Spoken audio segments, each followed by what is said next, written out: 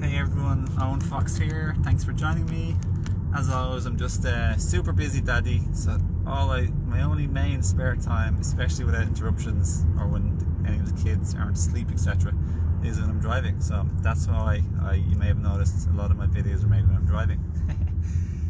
But yeah, in this video I just thought I'd make a little video that's something that sort of excites me, so to speak. Like I could make so many other videos and so many other topics, and I've made like 1,500 videos in the last like 10 years or more on YouTube, and I now have an Odyssey channel. But I just thought I'll make a topic that I've sort of made a bit before. I've touched on it for sure, but I want to make a little tiny video here about veganism and some arguments that some people who aren't vegan make, which they sort of try and make it sound as if like it's an excuse that it's okay to choose non-vegan and to do what they do. And like, I'm nobody to judge. Like I'm really truly 100,000,000% not perfect. I'm just another person like you, another soul and another personality. I'm another living being, I'm another consciousness, and I'm not here to go around judging people, and I don't want anyone to feel like sad, like guilty, or like, well, unless it's for a temporary positive purpose. But I'm not trying to incriminate anyone and make them out to be bad people. And like, we all make mistakes. Like I all make mistakes all the time. But I just wanted to say, like, I'm on everybody's side, including everybody. Like, so I won't even like name any groups. But I just want to, in this video, share with you what some of the things that I feel is a little bit like sort of flawed arguments or incongruent. It doesn't make proper sense. It's like, for example, some people say, because like what I did is I saw a supplement. Okay, here's the story. I saw a supplement, and on the back it said something like, "You are the apex predator, act like one." I'm like, that doesn't like resonate with me at all. Like that sounds like very like human body only, physical world only, like competition only, like take advantage of others if you can only type of ego mentality. Us against them, me against you. I want to beat you. I want to get one over you, and you're the one who suffer, but I'm the one who's going to gain. Like that's what the ego's all about, you know. If anyone knows me, I'm like about like spirit. I'm about like the non-physical also. It's a spiritual world, and that's the truth. We're spiritual beings, and we're in a temporary physical body, using it for the purpose of living from our heart and then from our spirit, which is the energies, high energies of excitement, love, feeling good, wanting to help others, be kind, be generous, be helpful, be caring, thoughtful, compassionate. This is living from your spirit. And saying you're the apex predator, act like one, isn't, in my opinion, someone who's selling a product which was elk liver and bison liver. That's not that person acting from their spirit. Like, I'd never say those words. Like, here's what I am and what I think, what we live when we're living from our spirit. Here's what we are. We're the apex protector. So when you have power, those in power should use the power wisely and lovingly for the benefit of all, not just for the absolute loss of somebody or an animal, and you gain. You know, I don't really like that too much. It doesn't feel good to my heart. I'm not here trying to judge anyone. I'm not here trying to like say I'm better than anyone, or I'm not here acting from my ego. I really am. It's like I feel peaceful, calm, serene, and happy right now. And you have to ask the question, I have to ask myself, well, why am I even bothering to make this video then?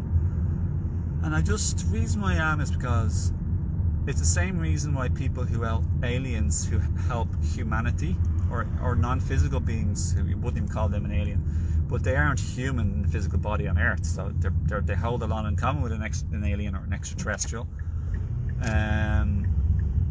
Why do they help us, or why do other humans help another who has fallen, or an old lady has fallen, or someone's gotten robbed, if there's a natural disaster? Why do humans spring to each other as help? It's because we're really good at heart. But sometimes it takes like a shocking event to like knock away the blocks to our goodness and get us out of our mind. That's what it is, out of our ego and our mind, and into our hearts and into our natural self, our natural spirit itself. That's what I mean. But we don't have to wait for one of those events to get into our heart out of our ego. So it's not about competition like our ego loves, and it's not about hurting others to our gain, which the ego loves. I suppose you call it the ego only, or our pain and trauma as well. So for me, I want to be the apex protector and loving nurturer, the carer, and the kind being, the like angelic type of pure being, because that's not my ego speaking. And the reason why it isn't is because that's who we are in truth. That's what our spirit is. And when you have a near-death experience, or if you do pass on and you communicate via a medium or through somebody who has their third eye active and working enough, then that you can talk from the non-physical and you can communicate. And what's being communicated is that, like, when you're in the spirit world, in the non-physical, you are a very expanded being of love and light, happiness, joy and freedom, and very high vibes, very, very, very high vibes. It's really hard to live like that as a human being. You've so much inner work to do, and healing, and letting go of the ego, and letting go of the blocks, the limitations, the limiting beliefs. And you've so much practice to gradually get into your heart, in terms of like heartfelt thoughts and heartfelt actions. And like they say, kindness is the language of angels. Kindness is the language of angels, and kindness is spirituality in action.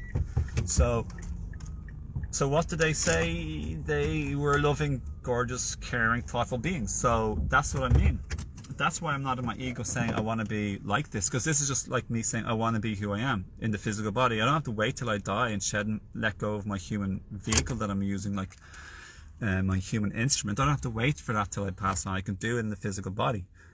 So when you're angelic, or have a moment of kindness and beautifulness, or angeldom, just being jokey and creative here, or when you live like this more often, okay, do you want to kill an animal or a human being and take from them and they lose their entire life? It's a 100% non-takeable back transaction where they are at 100% absolute loss and you are the temporary gainer. I kind of think that's like very disdainful and like unpleasant to me, to put it as nicely as I can. It's not kind, it's not loving, it's not caring, it's not sweet, it's not beautiful, it's not creative. I could use other words, but my ego's not there. I don't want to use my inner truth doesn't want to use like derogatory words which feel or sound like any type of an insult or put down or judgment. Like, I'm not here to judge, like I said, but I'm also here to analyze myself. Like some people say, self-analysis is the greatest of action we could ever do, to look at ourselves and question ourselves. We have to even question what we're questioning, or question ourselves questioning, like, am I right in my questioning? Like, you know, because the ego always thinks it's 100% right, but when you go back, take a step back, you're able to say, well, maybe what I'm thinking isn't like 100% right. Maybe there's other options or angles of perceiving, and there nearly always are other angles of perceiving. But it's non-congruent to have one rule for yourself that suits you, but then people can't use that rule and use it against you. Like, that's totally incongruent, like I mentioned at the beginning of the video. For example, if you go along with the rule that it's okay for the strongest to hurt the weakest, or the weaker, the apex predator, to hurt the prey, then you're 100% saying if a bigger person than you is around and they want something from you, then they may as well just take it off you, like take it and get it, because they're the apex predator, they're the boss, they're in charge, and they should act like one, like it says in this bottle. Or if extraterrestrials or giants, or like, you know, like there are ETs, and if they deliberately aren't using this rule because they don't vibe with it, either do I, because they want to vibe with their spirit. At least not all the ETs, but a lot of the ETs. Some ETs do want to exploit or abduct and take from humans, and they have done, whereas others are protective, nurturing and caring, and they aren't solving all of our problems for us, because that's against their, like, what's called in Star Trek the Prime Directive. They have a code, and it means you can't interfere too much with the species' evolution and growth. Like, you can't do everything for somebody at a lesser stage of maturing than you. Like, you can't do everything. Like, you know, obviously for a baby you do nearly everything. For a toddler you do nearly everything. But we're like not absolute toddlers or babies, we aren't as a grown-up adult. although some of us may act not physically like them, but at least maturity level, mentally and emotionally, spiritually, maybe they act like, in between an adolescent and a toddler. But you want people to develop their own sense of strength and power and maturity and gain confidence through practice. You want people to make their own steps, and they fall and they get back up again. They learn, they do better, we expand, you learn from our lessons, we learn from our experiences, we learn from our mistakes. But if you learn from it, nothing is a mistake in the universe, and in my belief, nothing. So, but we learn as we go along. And as a parent, you can't keep doing everything for like your teenager. They have to go out and explore the world. And we're like teenagers at the moment, even a bit younger than teenagers, even a bit older than teenagers, depends on the person. But the point being is, ETs deliberately give us a sense of freedom so we can work out our own issues that we've gotten ourselves into. But yeah, so they don't go around killing us, enslaving us and preying us, because the good ones, they don't want that to happen. So in my opinion, like, I'm going to go now, but in my opinion, we should definitely try and act from our spirit. Ask yourself, who am I and who do I wish to become? Who am I in my spirit? Who am I truly? Who am I beyond all this earthly societal programming, cultural programming, country programming, TV programming, newspaper programming, and advertising programming? Who am I? Like, who am I and who do I want to become more than anything else? Because who we are changes by the second. So who do I wish to become? We are beings of creator. We're creator beings. We're the beings of creation. We create things constantly with our thoughts, actions and words, and alongside with our feelings. Actually, our thoughts create our feelings, but we can also live feeling wise even without thought too. So when it comes to like a human, a kid, an adult human, or an animal, a pet, a wild animal, any animal, anywhere, I want to be me, which is a nurturing being. At least that's who I am. That's who I want to be. So I want to be kind and nurturing and protective, especially. Like, if somebody was like hurting an animal, a baby, a child, a teenager, if somebody was basically abusing their power and hurting another person, I'd always wish to do my best to protect the vulnerable and the weak, and to help and to be kind. And I'd even want to, if possible, to try and help and be kind to the perpetrator, because the boy or the perpetrator is hurting and is suffering deep inside too. Otherwise, they wouldn't be perpetrating and hurting another person or another animal. And a lot of us just don't know what we're doing. We just haven't done enough self-analysis. So we're just going around causing mayhem in others' lives and that person's life themselves. So I'm not trying to judge even a perpetrator. Sometimes I'm a perpetrator. Like, sometimes I have been triggered. I totally understand them, other people. Like, sometimes I go around, I make mistakes, so to speak. And I may like hurt physically well, maybe not like physically exactly, but you know yourself, emotionally especially, and verbally. It could have been like my partner in the past, or maybe someone else like I was triggered with. So it could have been a stranger or a neighbor or my mom, like just my brother. Like, you know yourself, like we all get upset, say sort of unkind, hurty things that coming from our hurt. So yeah, I just wanted to say that, like, that's my story for today about the whole apex predator thing. So what do you think? Like, do you have a sense of ideas or codes or values or ethics or principles? And do you think that you should live by them, and they're a rule? And if they're a rule for you, they should be a rule for another. And I feel it has to be a rule, because that's like me just saying selfishly, my rule is that I get all the money on the table, but you don't. That's just the rule. But like, and the rule doesn't apply to you. You don't get all the money on the table, and I get none. Like, it doesn't apply to you. It only applies to me when it's in my benefit. But how would you like it if someone really hurt you or your family member or killed you, and then they just said, I'm the apex predator? Sorry. But you can't. Well, that's just tough luck, because you're not the strongest. So yeah, anyway, it just, obviously, I think you get the feeling of this. You get it, because I know you get it, because beyond your mind you get it, even in your mind you get it. One rule has to fit all, otherwise it's just an unfair, incongruent, irrational, lopsided, egoic type of rule, which is out for your gain and for the loss of others. It's like trying to gamble with someone or do a bet, and you say, I'm going to roll the dice, and if I get a 1 to 5, I win, and if I get a 6, you lose if I get a 6. But 5 out of 6 times I'm going to have the advantage in my favor. How's that for a rule? Would anyone think that's like fair or like a good idea? So you can't have like one rule just for yourself or for one person, like, because it's not fair.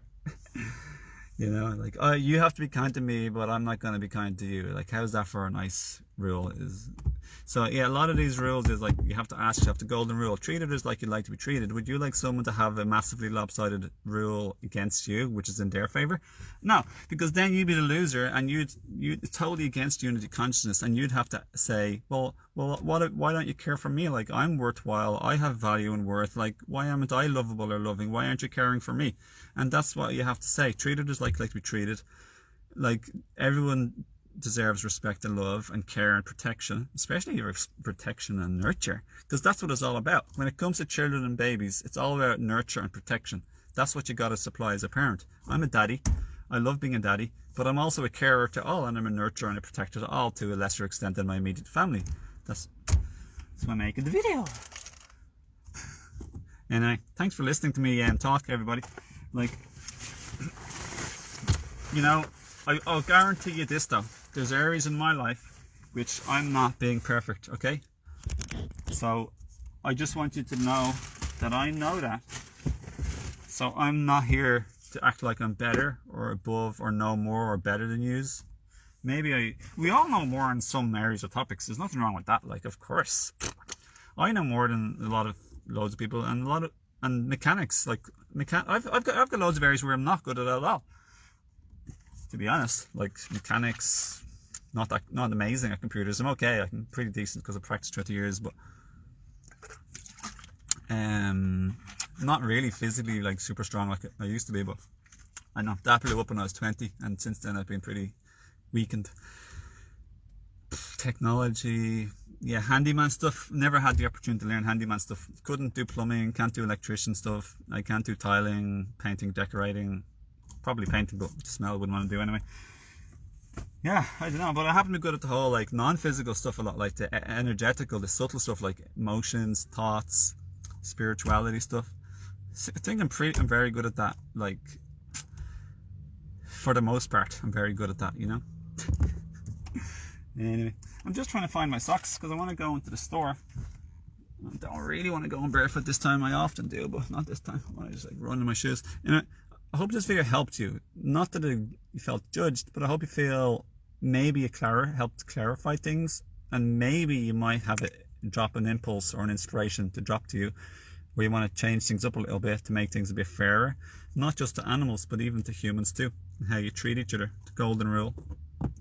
So I better go, and I hope it inspires you to be a bit more kind in general to everybody and everything, and to appreciate and acknowledge how you gain and where others may have lost things, even when it comes to plants, like where your clothes comes from, who makes it, where your plants, your food comes from in general. Like, where does it come from? It comes from spirit energy or consciousness, and it comes from Mother Nature, Gaia, Earth, and all the plants, animals and insects combined, and the humans playing their part, and the ecosystems, and the sun, and the air, and the earth, and the waters, the rain, the rivers, and the lakes. They all play a part in the growing of our food and the existence of our food, even if you're vegan. And then the animals, you know, they're part of it if you happen to eat them, which I don't know, it just gives me this, I don't even want to say that, because I just love animals so much. They're like pets, or like, I love animals like people love their pets. But why do you love your pet but then you eat or hurt or kill another animal?